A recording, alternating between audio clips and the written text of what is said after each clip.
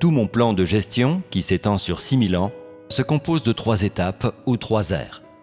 D'abord, l'ère de la loi, l'ère de la grâce et l'ère du règne dans les derniers jours. Mon œuvre dans ces 3 ères diffère quant à son contenu selon la nature de chaque ère, mais à chaque étape, elle correspond aux besoins de l'homme, ou pour être plus précis, elle varie selon les astuces que Satan emploie dans ma guerre contre lui. Le but de mon œuvre est de vaincre Satan, de manifester ma sagesse et ma toute-puissance, d'exposer tous les artifices de Satan et de sauver ainsi toute l'humanité qui vit sous son domaine.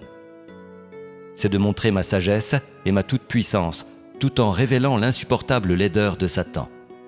Même plus, c'est d'enseigner mes créations à discriminer entre le bien et le mal, à reconnaître que je suis le souverain de toutes choses, à voir clairement que Satan est l'ennemi de l'humanité, le plus bas du bas, le malin, et à faire la différence, aussi claire que le jour, entre le bien et le mal, la vérité et le mensonge, la sainteté et la saleté, la grandeur et la bassesse. De cette façon, l'humanité ignorante deviendra capable de témoigner en ma faveur que ce n'est pas moi qui corromps l'humanité, et que seulement moi, le Seigneur de la création, peut sauver l'humanité, peut accorder à l'homme des choses pour son plaisir, et ainsi il saura que je suis le souverain de toutes choses et que Satan est simplement l'une de mes créations qui s'est retournée contre moi plus tard. Mon plan de gestion de 6000 ans est divisé en 3 étapes afin d'obtenir l'effet suivant. Permettre à mes créations d'être mes témoins, de connaître ma volonté et de savoir que je suis la vérité. Ainsi, pendant l'œuvre initiale de mon plan de gestion de 6000 ans, j'ai fait l'œuvre de la loi, c'est-à-dire l'œuvre de l'Éternel qui dirigeait le peuple. La deuxième étape a inauguré l'œuvre de l'ère de la grâce dans les villages de Judée. Jésus représente toute l'œuvre de l'ère de la grâce. Il a été incarné et crucifié et a aussi inauguré l'ère de la grâce. Il a été crucifié afin d'achever l'œuvre de la rédemption, de mettre fin à l'ère de la loi et de commencer l'ère de la grâce. Et ainsi, il a été appelé le commandant suprême, le sacrifice d'expiation, le Rédempteur. Ainsi, l'œuvre de Jésus différait du contenu de l'œuvre de l'Éternel, bien qu'elles fussent la même en principe. L'Éternel commença l'ère de la loi, établit le lieu d'origine, c'est-à-dire le lieu de naissance de son œuvre sur la terre, et décréta les commandements. Ce sont 2 de ces réalisations qui représentent l'ère de la loi. L'œuvre que Jésus a faite dans l'ère de la grâce n'était pas de décréter des commandements, mais d'accomplir les commandements, annonçant ainsi l'ère de la grâce et concluant l'ère de la loi qui avait duré 2000 ans. Il fut le pionnier qui vint pour inaugurer l'ère de la grâce. Pourtant, la rédemption est restée le noyau de son œuvre. Et ainsi, ses accomplissements furent aussi doubles.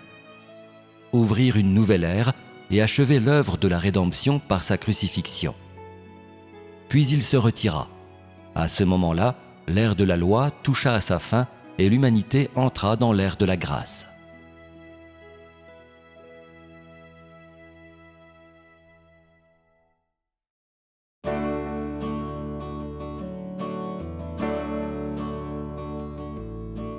Dieu a un plan de gestion sur 6000 ans, en 3 phases portant chacune le nom d'une ère.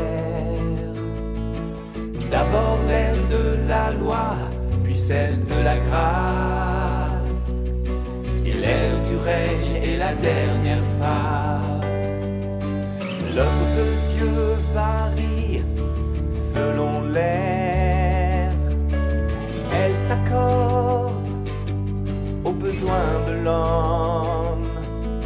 Pour être plus précis, elle s'accorde aux ruses de Satan dans son combat contre Dieu.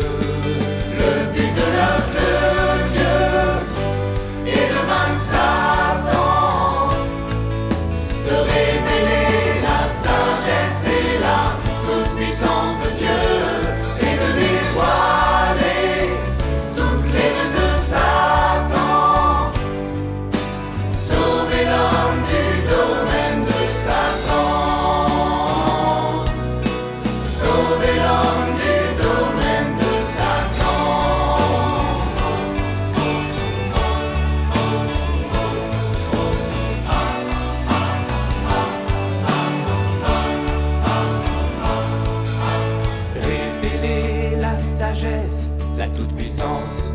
Dieu.